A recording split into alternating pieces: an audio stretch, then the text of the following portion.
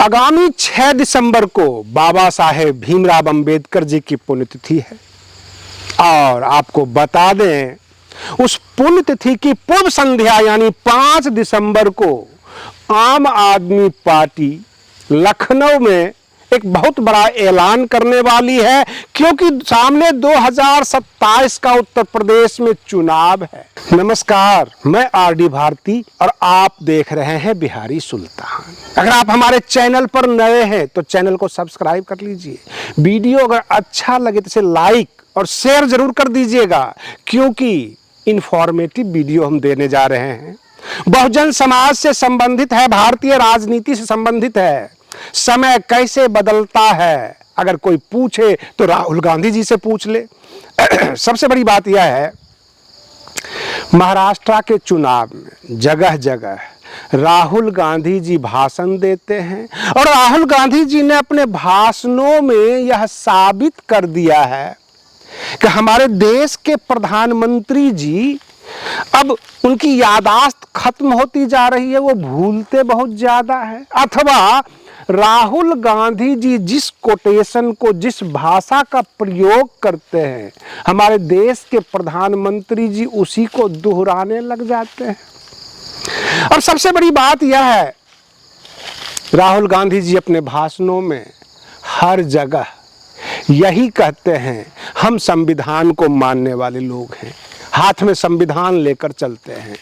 और प्रधानमंत्री जी ये कहते हैं कि हम भी संविधान के मानने वाले लोग हैं, लेकिन कांग्रेसी के संविधान खोखला है। तो संविधान की जो किताबें हैं उसमें अनुच्छेद वाइज सारी बातें लिखी हुई है।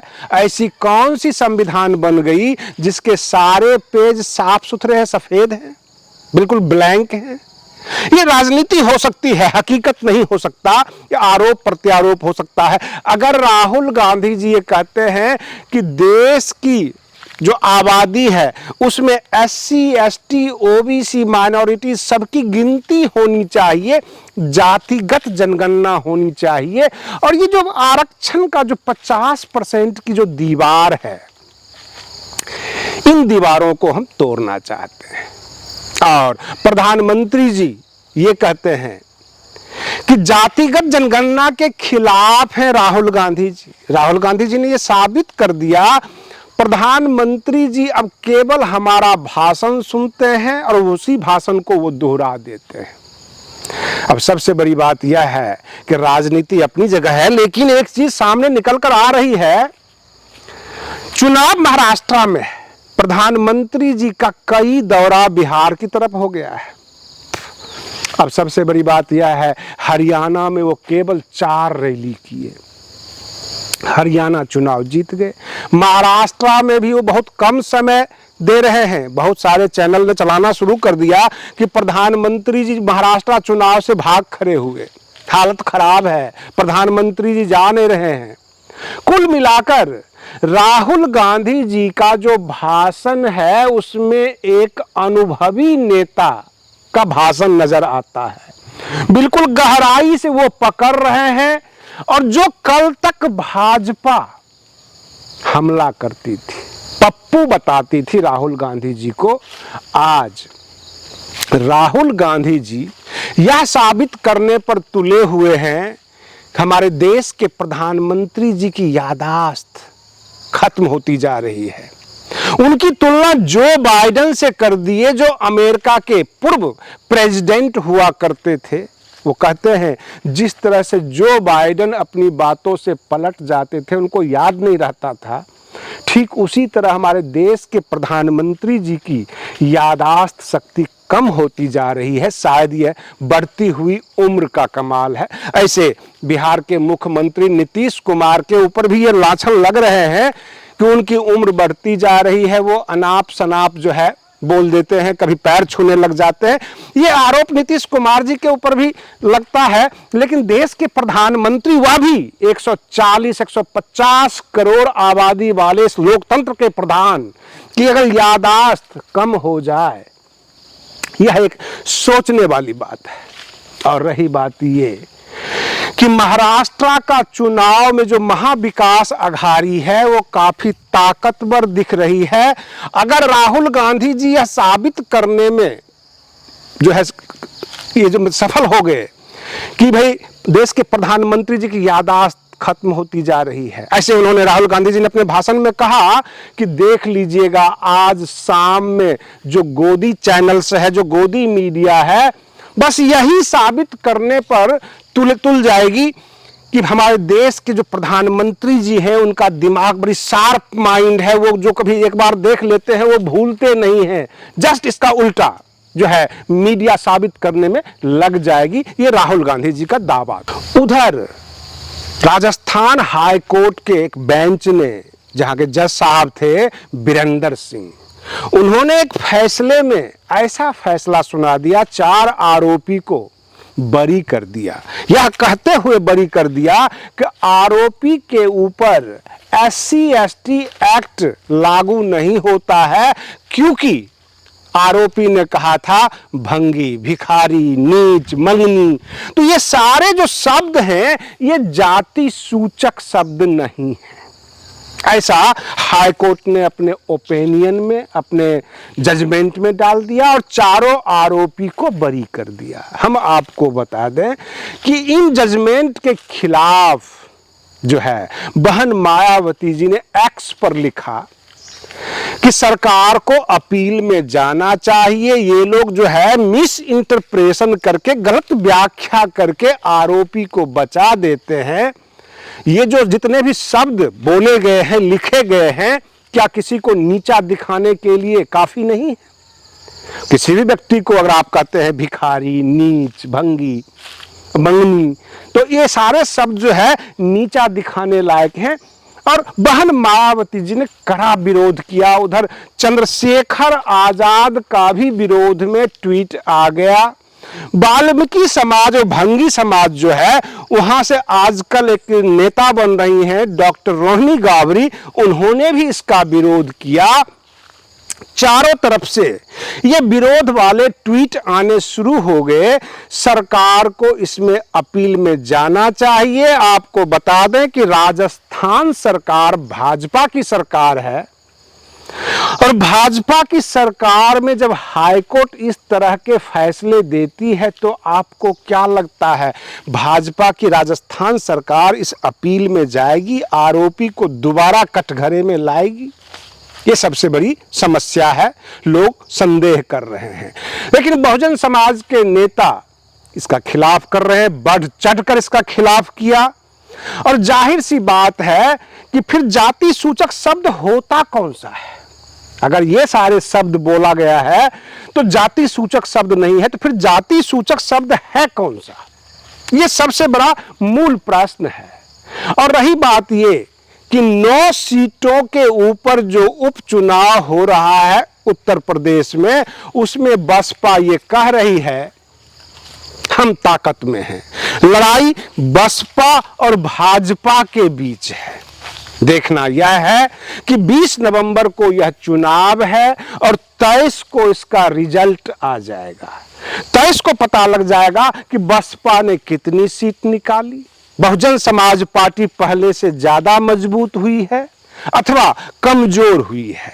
ये सब कुछ 23 नवंबर को पता लग जाए। आज की तारीख में भी बहुजन समाज की बहुत सारी महिलाएं जो जंगलों में जाकर सूखी लकड़ियां तोड़ती हैं, काटती हैं, लेकर आती हैं, जीविका का उपार्जन होता है, अपने परिवार को पालती हैं, क्या आप उन्हें जाति सूचक शब्द कहेंगे, उन्हें नीचा दिखाएंगे?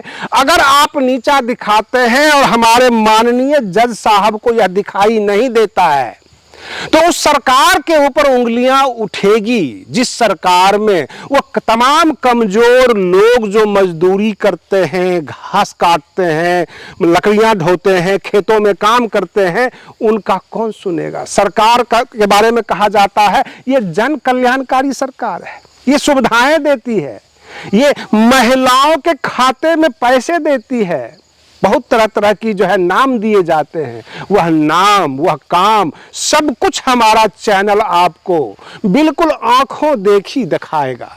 और बताएगा कि समाज की स्थिति आज भी कैसी है, समाज में लोग कैसे जी रहे हैं। लेकिन ये हुक्मरान, ये एयर कंडीशन में बैठे हुए न्यायाधीश को समझ में नहीं आता। वो ये समझ नहीं पाते हैं कि गांव का जीवन कैसा होता है, लोगों का जीवन कैसा होता है, लोग किस तरह से प्रताड़ित करते हैं, ताना मारते हैं, जाति सूचक शब्द का प्रयोग करते हैं। राहुल गांधी जी एक बहुत अच्छा मुद्दा उठा रहे हैं।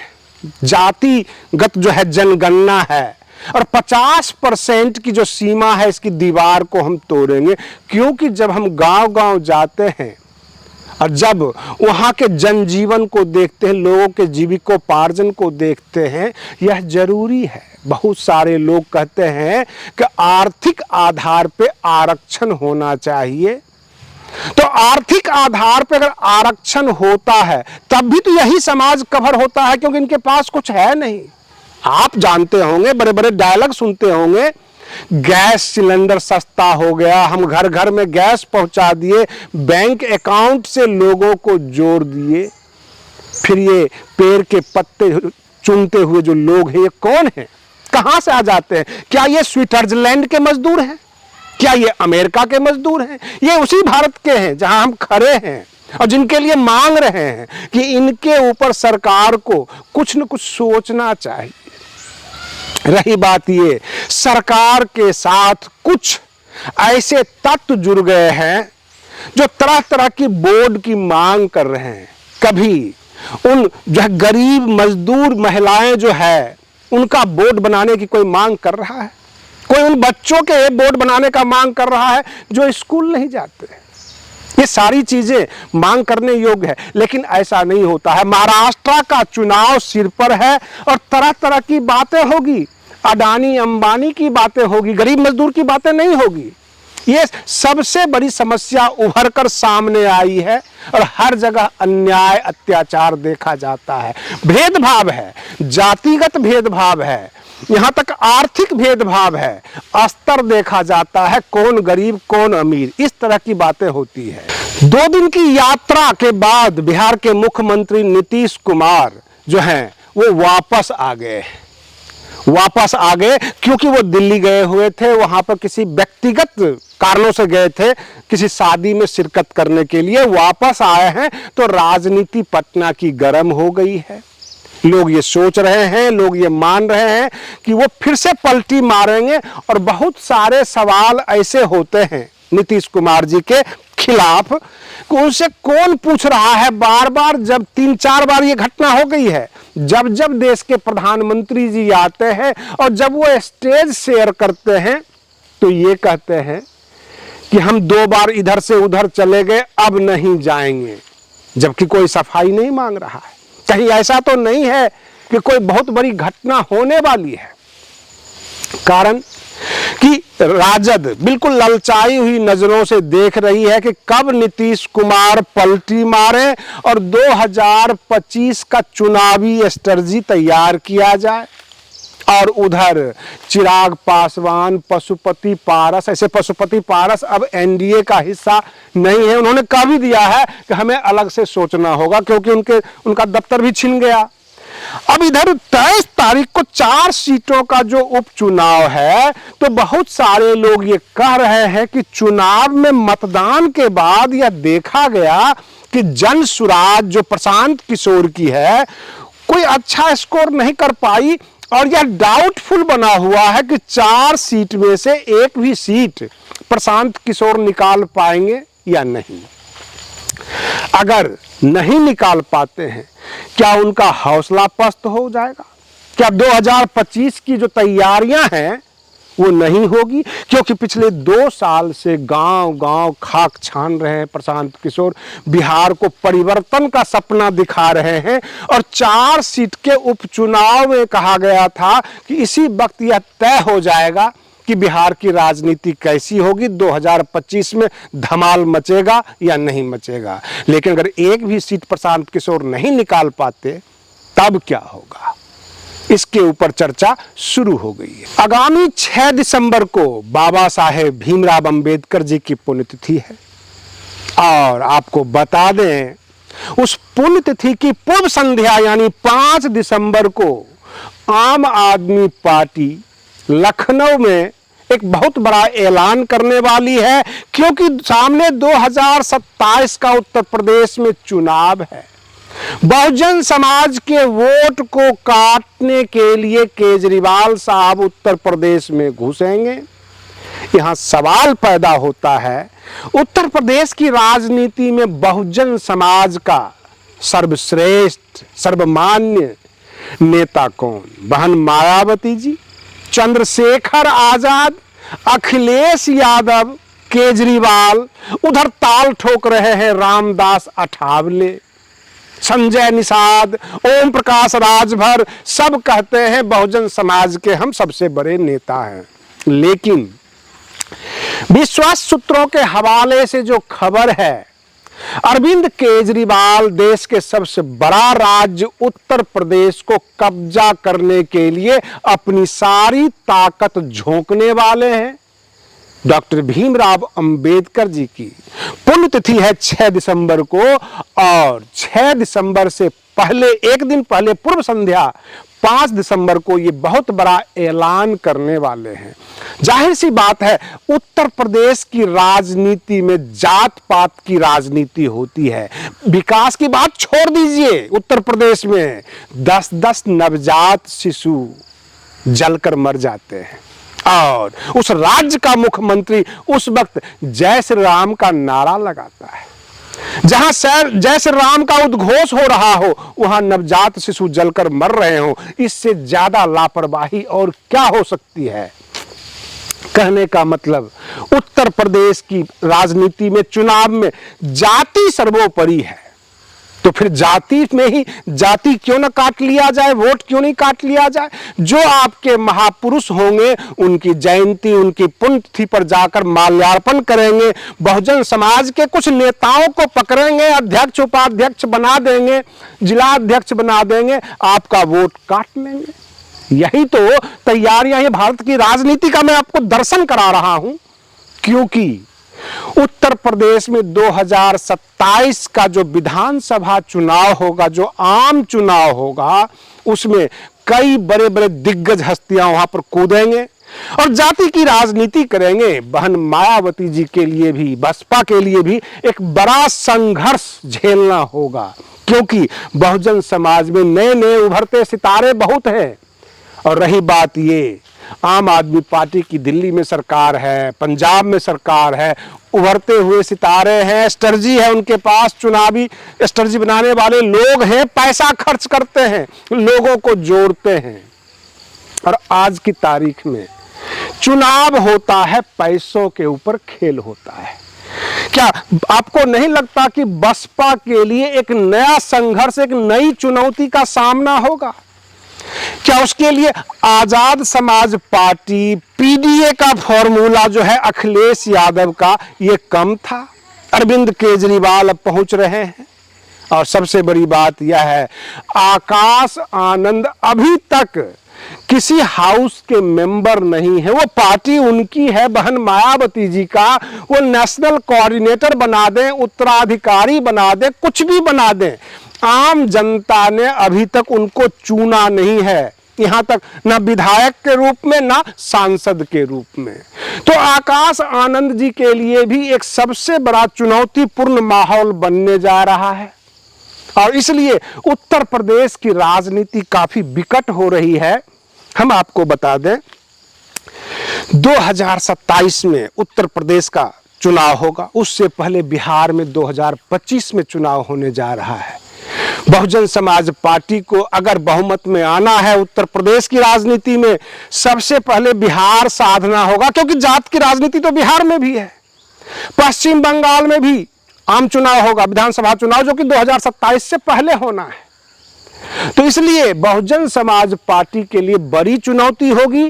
और अरविंद केजरीवाल धीरे धीरे पूरे देश स्तर पर तैयारी करेंगे, ताकि 2029 का जो लोकसभा चुनाव हो, वहां वो प्रधानमंत्री चेहरा बन सके।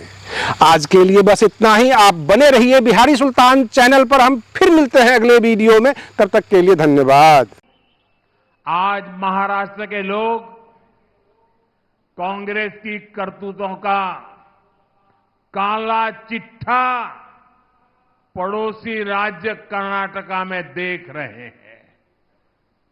कर्नाटका में कांग्रेस ने झूठ का वही टेप रिकॉर्डर बजाकर वोट मांगे, हवाई वादे किए,